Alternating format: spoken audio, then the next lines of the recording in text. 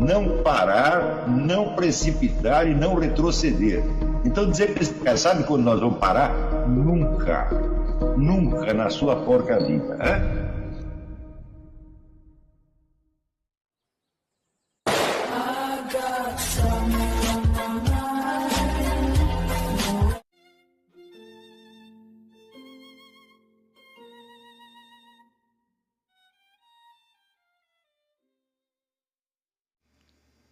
E aí pessoal, tranquilo?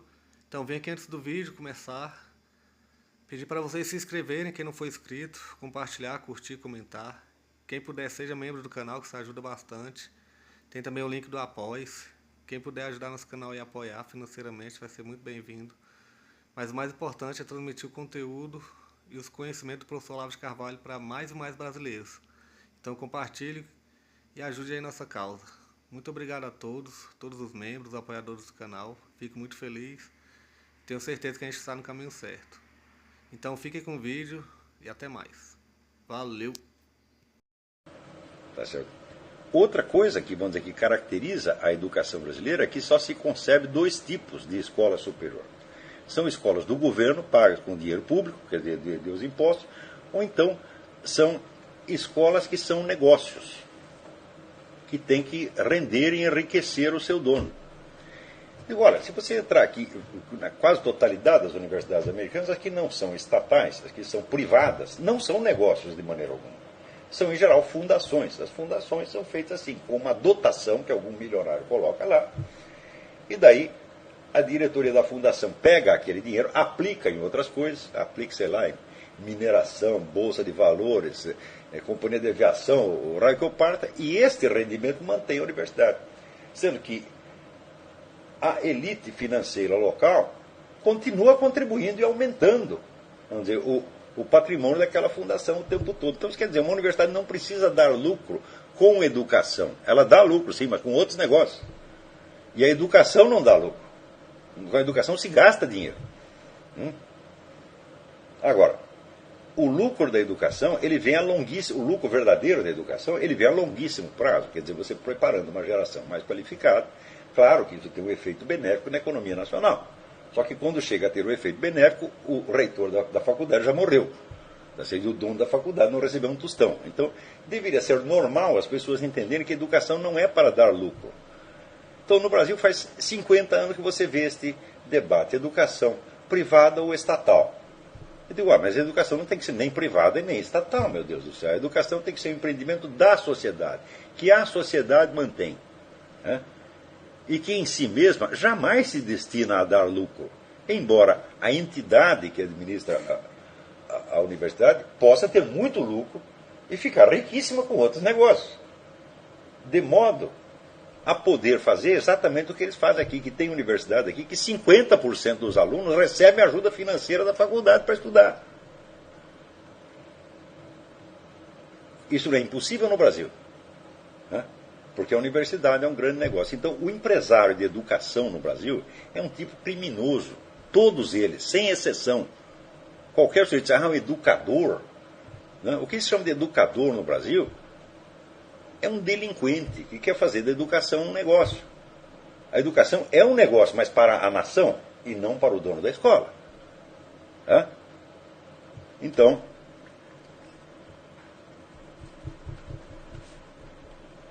quer dizer que praticamente tudo o que se chama de educação no Brasil tem sido uma coisa criminosa.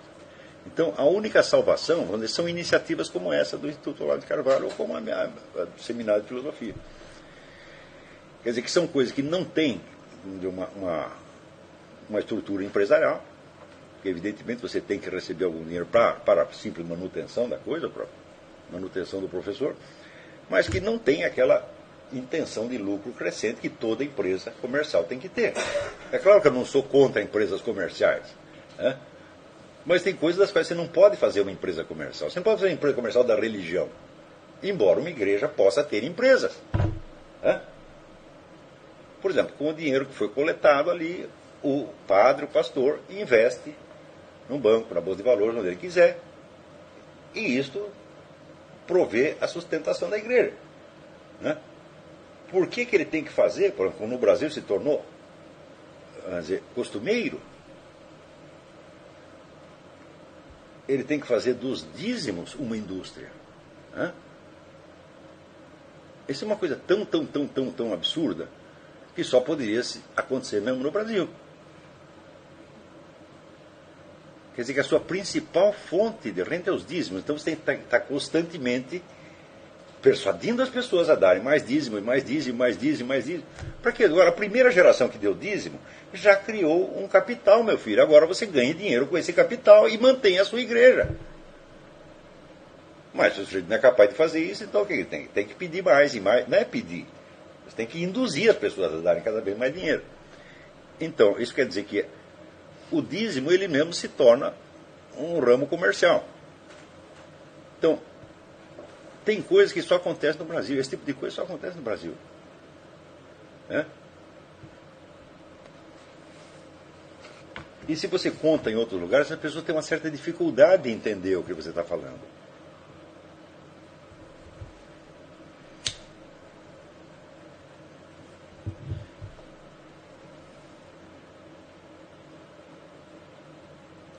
Isso quer dizer que iniciativas como esta são a única esperança de subsistência da cultura superior no Brasil.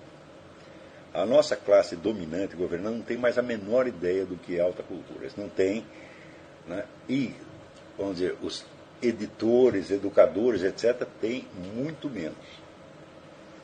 Bom, vamos agora passar para um outro negócio. Houve essa semana um debate a respeito de Wittgenstein no fórum do Seminário de Filosofia. Então, para entender o espírito da coisa, então, primeiro é necessário lembrar que nós não estávamos estudando a filosofia de Wittgenstein, mas apenas a sua inserção dentro de uma sucessão histórica. Neste caso, evidentemente, você não está pressupondo que tudo aquilo que de um filósofo passa para os seus continuadores corresponda literalmente, tá certo, às intenções originárias do filósofo. Tá certo? Isso praticamente nunca acontece.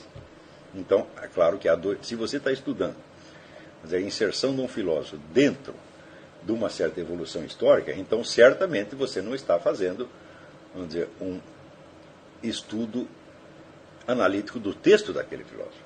E você comparar as duas coisas já é inteiramente absurdo.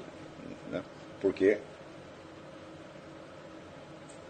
isso aí acontece aí como acontece em física quântica. Se você sabe a velocidade da partícula, você não sabe a posição. E se sabe a posição, não sabe a velocidade. Então, a confusão entre níveis de abordagem vamos dizer, se tornou praticamente obrigatória. Não só no Brasil, mas no mundo. Tá certo? Eu recentemente estava lendo um livro do Alexander Zinoviev, um grande lógico e romancista russo. E ele escreveu uma série de livros, de romances, onde ele tem que criar uma linguagem especial para conseguir representar e descrever a sociedade soviética. Tá certo? A obra principal dele tem um título que, para mim, a meu ver, a tradução correta é As Alturas Abissais.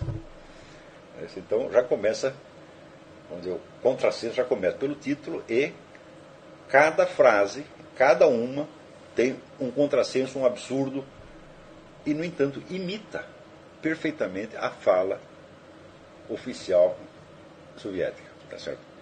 Claro que somente um professor de lógica poderia fazer isso, caprichar no absurdo a este ponto.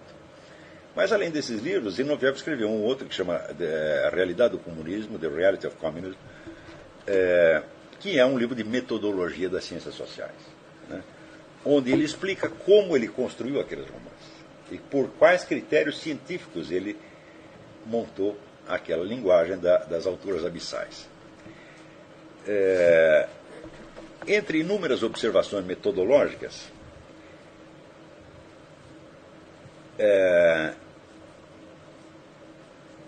ele diz que em ciências sociais, como você está lidando com fenômenos que são vamos dizer, de uma multiplicidade inesgotável, você não tem jeito de proceder indutivamente. Você vai pegando os fatos, etc., e fazer generalizações. Não, você tem que proceder por abstração. Isso aí Karl Marx mesmo dizia.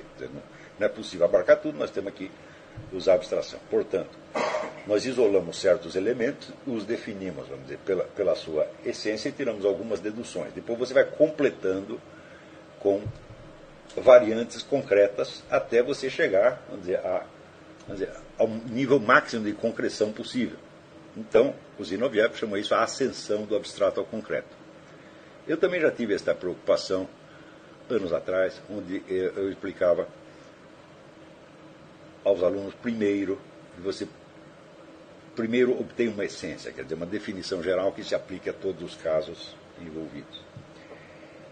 Em segundo lugar, você vai estudar as condições de existência, quer dizer, o que seria necessário para que um ente assim definido pudesse existir. Você ainda não está no concreto, você está ainda na abstração, só com um nível de abstração um pouquinho mais baixo. Tá certo? E, em terceiro lugar, você vai ter que definir qual é o método pelo qual você vai averiguar se essas condições de existência se realizam efetivamente, historicamente, em tais ou quais circunstâncias. E, por fim, você dirá se as condições existiram, como existiram e quando existiram. Né? Então, é um conjunto de precauções similares que o Zinoviev está fazendo aqui. E ele faz a seguinte observação. O método de abstração do qual eu falei, mais ou menos parecido com esse que eu estou dizendo aqui, não esgota a metodologia do raciocínio científico. Aqui eu ofereceria algumas observações a mais. Em muitos casos, quando estão discutindo temas sociais, a confusão e os desentendimentos surgem porque diferentes categorias de afirmação lógica não são suficientemente diferenciadas. Afirmações sobre fatos, sobre leis científicas, afirmações sobre as leis do assunto em discussão mesmo, ou outros tipos de asserção. Por exemplo, num certo país, os fatos pode-se observar fatos que justifiquem a seguinte afirmação, aspas, no país X, as forças da repressão com relação aos dissidentes estão crescendo. Ao mesmo tempo, também pode ser verdadeira a asserção de que, aspas, no país X, as autoridades estão tentando evitar o crescimento da repressão. À primeira vista, existe contradição entre as duas afirmativas. E mais ainda, a segunda parece ser falsa, desde uma vez que a primeira seja admitida como verdadeira. Mas, na verdade, não há contradição de maneira alguma entre as duas afirmações. Elas têm pedigrees lógicos tão diferentes que simplesmente não podem ser usadas para formar uma contradição. Uma contradição da primeira afirmativa poderia ser, por exemplo, a afirmação: no país tal, a repressão dos dissidentes não está sendo intensificada. E, do outro lado, as autoridades estão tentando intensificar a repressão. Se você diz que as autoridades estão tentando intensificar, você não pode dizer que elas estão tentando atenuar. Mas você pode dizer que a repressão é crescente. Por quê? Por exemplo, as tentativas de atenuar a repressão podem ser demasiado tênues em comparação com os hábitos de repressão já consolidados. Não é isso? Também é possível que as tentativas de atenuar a repressão sejam apenas a expressão de um esforço para trocar os meios de controle social já existentes. Por exemplo, em vez de você botar os dissidentes na cadeia, você controla o fluxo de informações de tal maneira que surjam menos dissidências. Está entendendo? Então, o que o Zinoviev está tentando mostrar é que entre uma afirmação científica e um juízo de fato pode haver um abismo de diferenças. Porque todas as afirmações científicas, elas obtêm a sua validade geral pelo fato de que elas são sentenças condicionais. Dadas tais condições, tais coisas acontecerão. E ele dá como exemplo a lei do movimento segundo Galileu. Quer dizer que se nada altera, se nenhuma força externa age sobre um objeto, ele continuará parado e ou em movimento retilíneo uniforme. ainda que jamais se observe um único objeto em movimento retilíneo uniforme, esta lei é válida. Por quê? Esta lei é justamente o que serve de unidade de medida para dizer se um objeto está em movimento ou parado.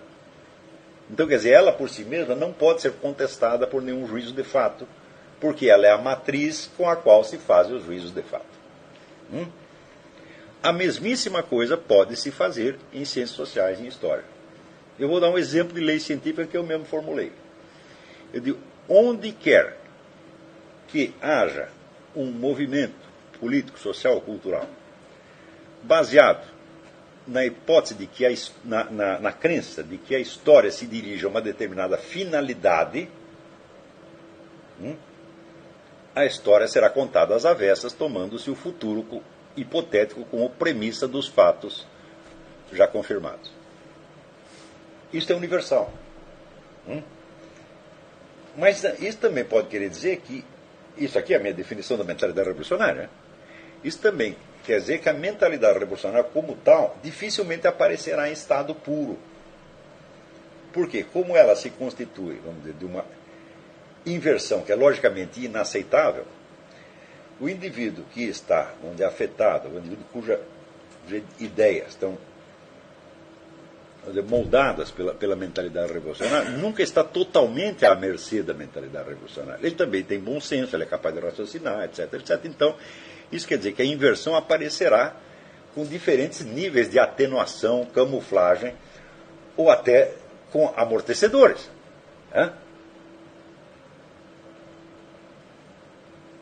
Então, é impossível entender, mas é que a definição de mentalidade revolucionária é uma lei científica e não uma afirmação de fato. E, portanto, ela é montada de uma maneira condicional.